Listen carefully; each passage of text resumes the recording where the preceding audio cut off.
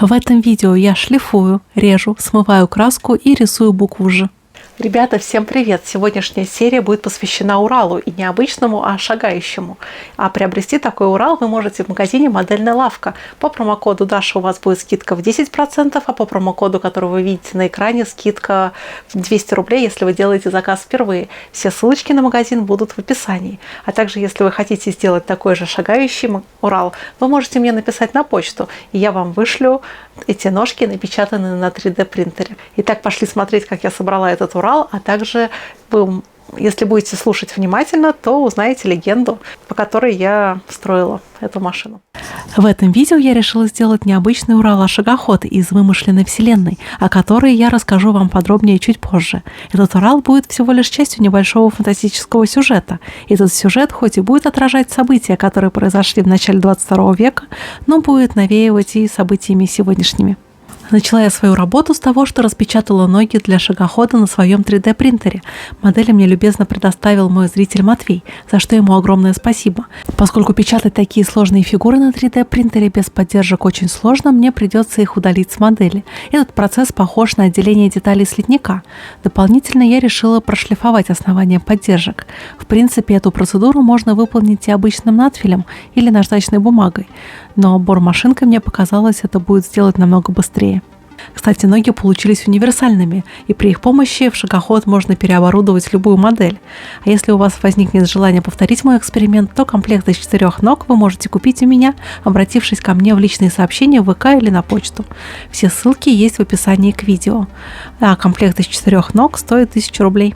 На металлической раме есть передние рессоры, и как мы выяснили, что они особо и не нужны шагоходу, так что мне придется их спилить. Делаю я это бормашинкой с режущим диском по металлу. Он маленький и не повредит уже приклеенным деталям к раме. После резки я зачищаю раму насадкой с наждачной бумагой, ну и приклеиваю на обычный суперклей ноги к раме и зажимаю их зажимами от фирмы Мачете, которые, кстати, по ссылке в описании можно купить в магазине «Модельная лавка», и они, кстати, оказались очень удобными. Также очень рекомендую подписаться на мою группу ВК. Там ежедневно выходят посты о моих проектах, новости мира моделизма и обзор работ зрителей. Также у меня есть канал на Яндекс.Дзене. Все ссылочки есть в описании.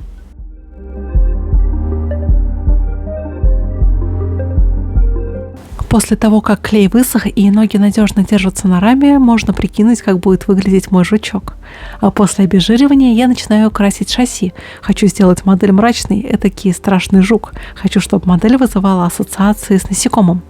Поэтому лапы я сделаю черным цветом с металлическим отливом. Окрашиваю раму черной грунтовкой от Pacific 88. За базу своего шагохода я взяла двухосный Урал, который недавно вышел у АВД. Мне показался этот Урал довольно брутальным и идеально подходящим под такую конверсию из-за укороченной рамы.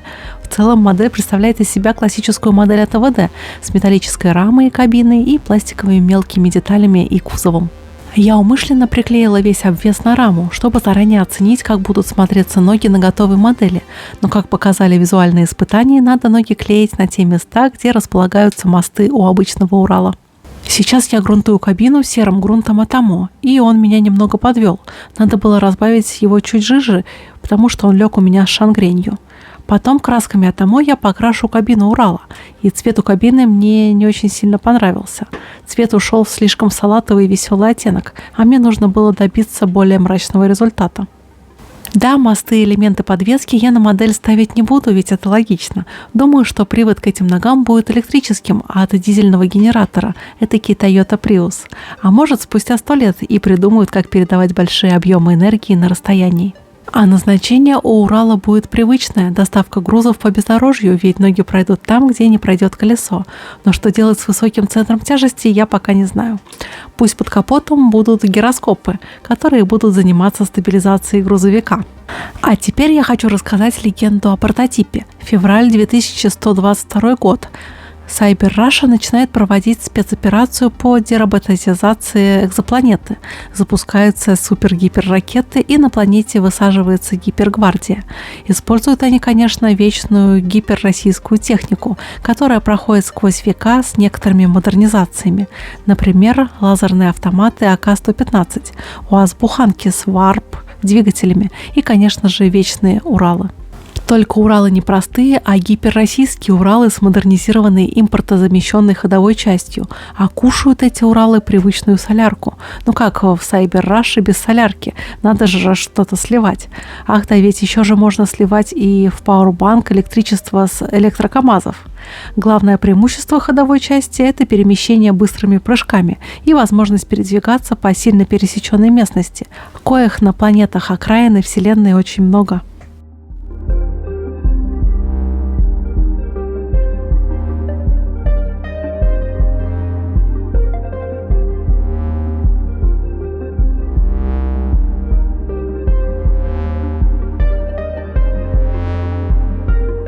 Грунтую кузов и тент желтым грунтом отому из баллончика, и тут проблем не было.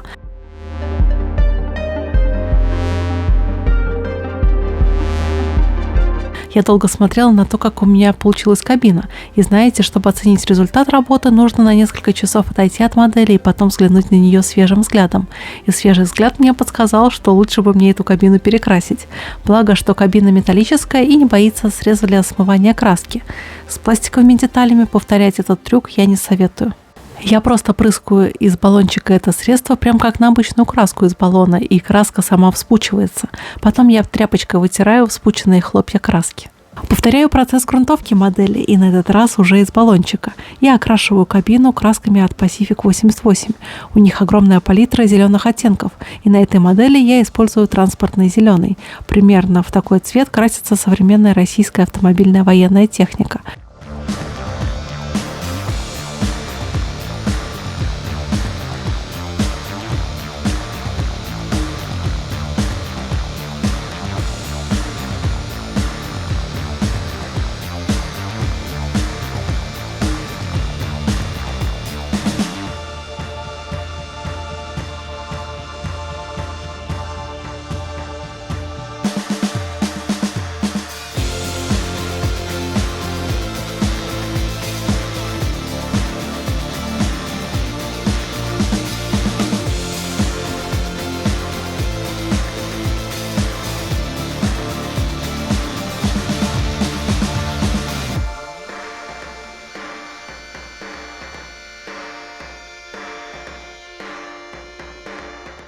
И в конце окраски кабины добавляю базовый цвет желтый и белый цвет буквально по капельке и высветляю верхние грани кабины.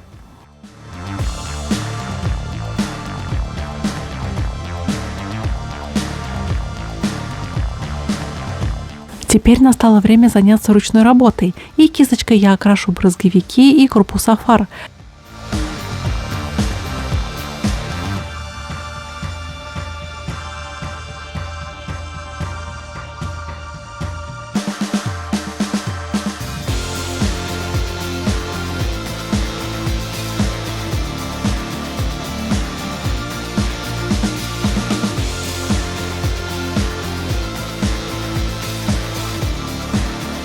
Также окрашу огни автопоезда, хотя я не знаю, каким должен быть прицеп к такому грузовику, видимо, тоже шагающим.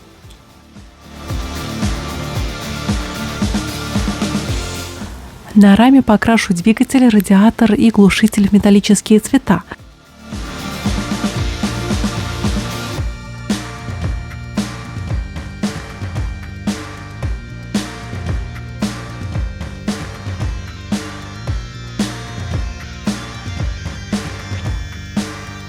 Покрою кабину, кузов и тент глянцевым лаком для последующей смывки.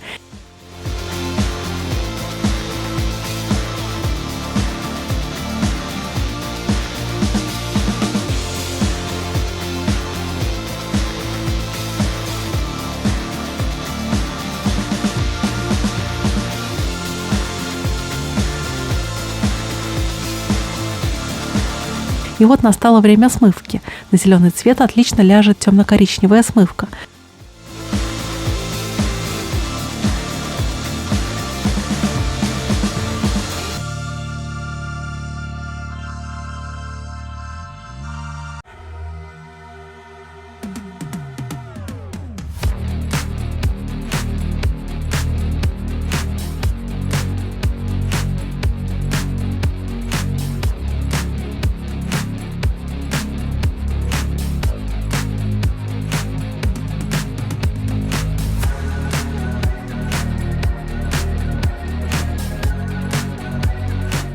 Также нанесу смывку на кузов и тент.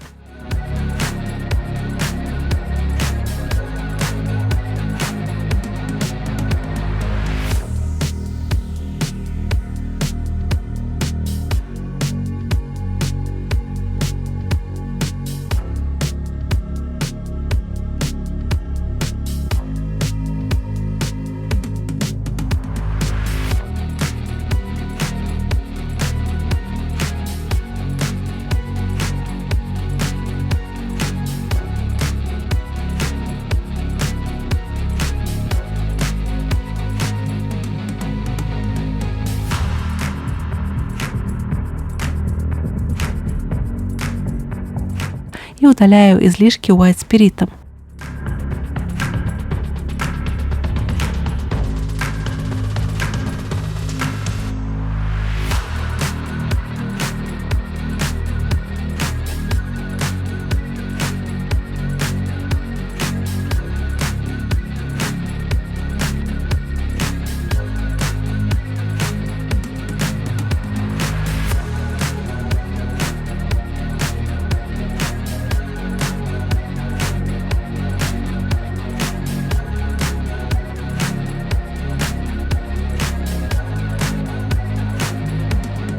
Защищаю результат работы матовым лаком.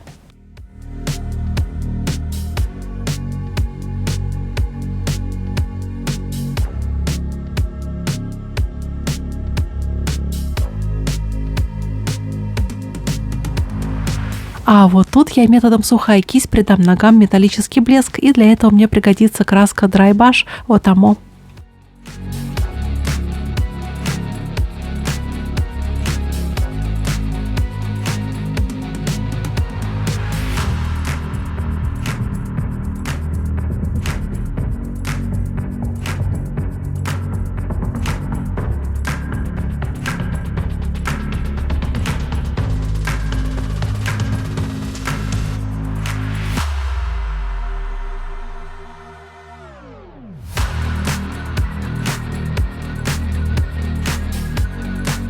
Также сухой кистью я пройдусь по кабине, кузову и тенту модели. И на этот раз я использую масляные краски, смешиваю болотные, белые и желтые цвета.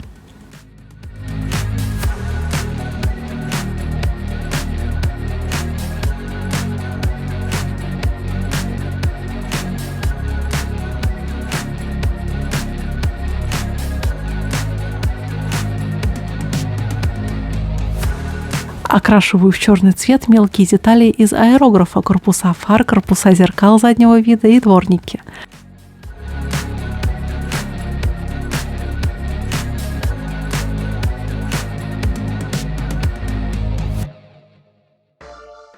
И классический этап при работе с моделями от АВД – это окраска уплотнителей стекол черной краской.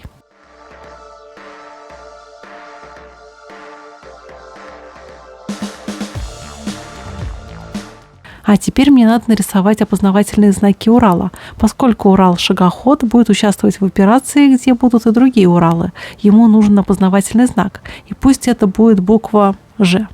И наношу я ее белой краской от ICM.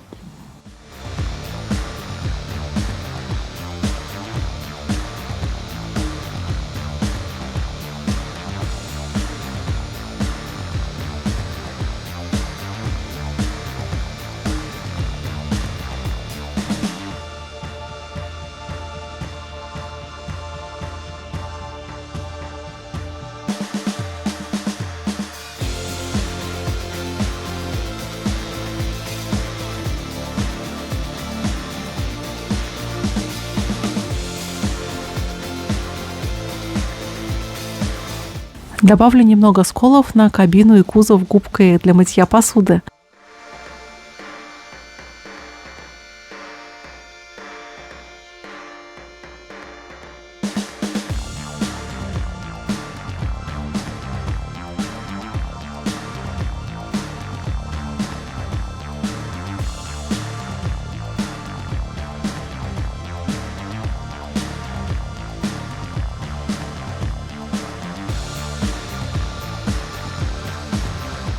И масляными точками я довершу образ Урала-шагохода.